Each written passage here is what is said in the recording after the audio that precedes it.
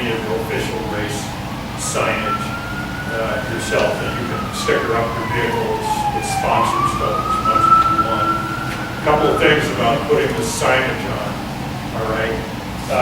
What we recommend is putting the signage on with clear contact paper, all right? We'll issue the contact paper for you too. Do not, and the worst sign of them all is this one right here, because it's caution bicycles head, it's reflective.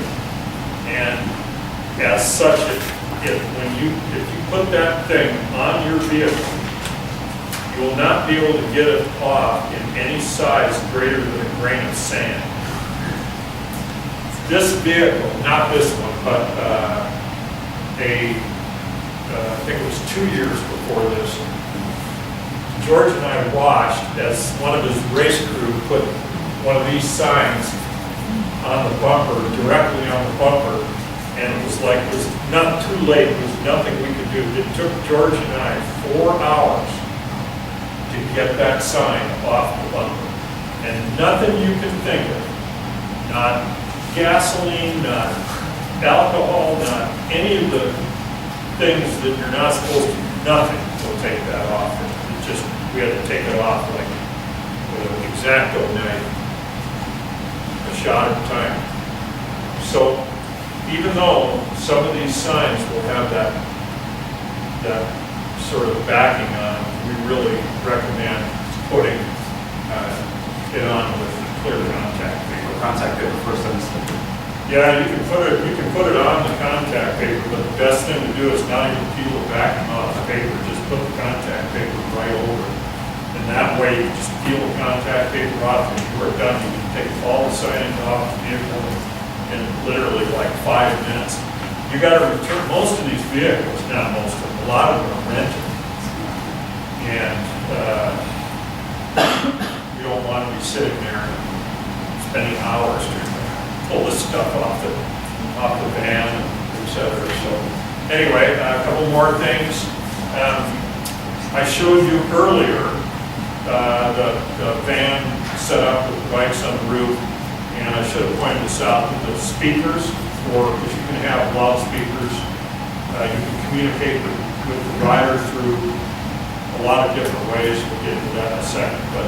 And then you can play music, because that's one of the ways you stay awake and motivated, is, you know, whatever you're using the taste star, they range from, you know, Yuri Rovich played Slovenian accordion folk music, you know, which fortunately nobody ever listened to because he was always in front of the race. But you want these speakers on the outside, they're really a pretty sweet deal. But here's the thing. George, who's raced around many times, he's got it right. Okay, this is the loudspeaker for the driver or the navigator to talk to the racer. And these are the music speakers. And they're just mounted on a bike rack, turn flipped upside down on it, but it's actually pretty cool. Anyway, a lot of guys mount those speakers on the roof. Here's the problem, okay? My first Grand Nats that I did too, I mounted the speakers on the roof. I thought that was really cool, really clever. You know, until I played Rolling Stones Honky Tonk Women 20 times in a row. And inside the van, it comes through the roof, and of course, out in front, you're riding. And if you're riding into a crosswind or headwind, you can't hear anything. And so you have to have that music cranked all the way up. They couldn't even hear each other inside the van, and they freaking hated me. And it was over. So if you're going to set up the speakers on the outside and play music that way, you want them down here on the front, because then it's actually quiet and they don't need to listen to it. Do you have any sort of recommendations for, you know, what speakers to buy, or, you know, are there sort of pre-made kits or anything like that?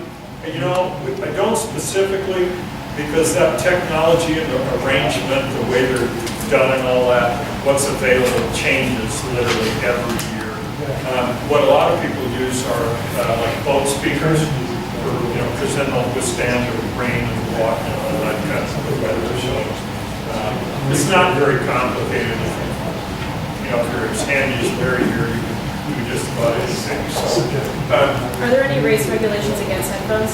are there, pardon me? Race regulations against headphones? Yes, actually, we'll talk a little bit about that in a second here too, when we get to the communication part of it. But this is the basic, you know, the basic setup for a typical call vehicle. The only thing that's changed, you know, over the, you know, last 10 years is we've eliminated the flag off the roof. And Amber lights on, Yeah, sorry. If I can point it out, right here and right here are amber flashing lights. We made a change to that last year. It used to be that you had to turn when you went, if you did leapfrog support, and you were out on the highway driving highway speed up to the next stop, you had to take the slow-moving vehicle triangle off, and you had to turn the amber lights off. Now, we say, no, just leave it all on. Leave the triangle on, leave the amber roof lights on all the time, too. We have limited amounts of the vehicle triangles and the amber roof lights in Oceanside. We can't guarantee you're going to have it, okay? We try and get them ahead of time, but they can't. We now have we can't always. The amber flashing roof lights, now they have a really kind of cool unit that are battery, you know, take just AA batteries, and you can turn them on. You can leave them on the entire race, and you might need to change the batteries once. It's a really pretty sweet deal. And so we've tried to get those, but we can't get enough of them. And what will happen is we're just now starting to order them, and we'll buy every one of those battery-powered lights available in America over the next month, and we still won't have them. So you recommend buying them? I mean, I've seen them on the website, so order them early? Yeah, please do. And it'll give us an idea, you know, what we need to have, because we can't just get them as a drop of a hat.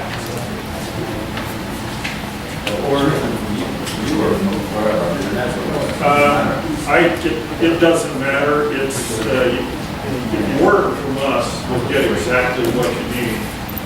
And we know there are some things that work and some things that don't. For years, a lot of people bought the kinds that are rotating, like the old police car lights. The problem is, what we found is those things have, because they're mechanical or electromechanical, they tend to break down. And the problem is, when they break down, you're screwed, unless you've got a backup system for it. So we try and have some of those lights in our official cars so they can help people out along the way. But you know, if it's one of those years, and all of a sudden you got 10 people with lights go out, you're not going to have enough, and then you got to figure out how to find out how to keep racing. Which brings up another point you need to have back to the beginning.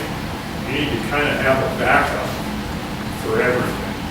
The last thing you want to do is put a bunch of money into registering and flying people in and, you know, all the rest of the stuff, and then be knocked out of the race by something incredibly stupid, you know, like not bringing an extra wheel for a bike or something.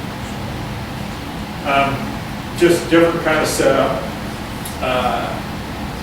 These are North Coast Wheelman guys. This guy is Jim Penceres. He's the brother of Pete, who holds the Ram set in 1986 and still holds the solo Ram speed record. Just a slightly different setup. You can see the amber flashing lights on the roof. Because of the bikes on the rear mount, they had to move this is a little marginal. Caution bicycles ahead. If it were this year, this is probably, I think this was the year before we took over the race. We would have it on the window up in the back. Wouldn't allow that today. But the triangle up there on the roof is, they can turn the lights off and the triangle folds down. Again, we eliminate that, but most all of everything's visible. The team, you know, it's the team name, the team number. They have, what's interesting about this is again, back to your thinking about how you put together a crew and put all those pieces together. This is kind of cool because you can have a crew person that's 5 feet tall and they can get the bikes off there. This is one of those one of the big one-ton vans.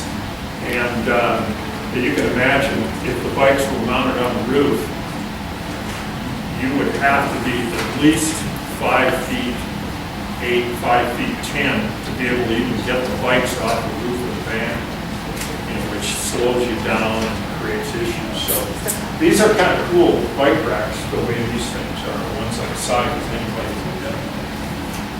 Anybody had any problems with the license plate not being visible? Yeah, we don't like that either, Larry. It's,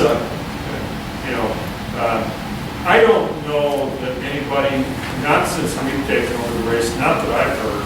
I've just seen some user groups, some state grass people. Yeah. You know,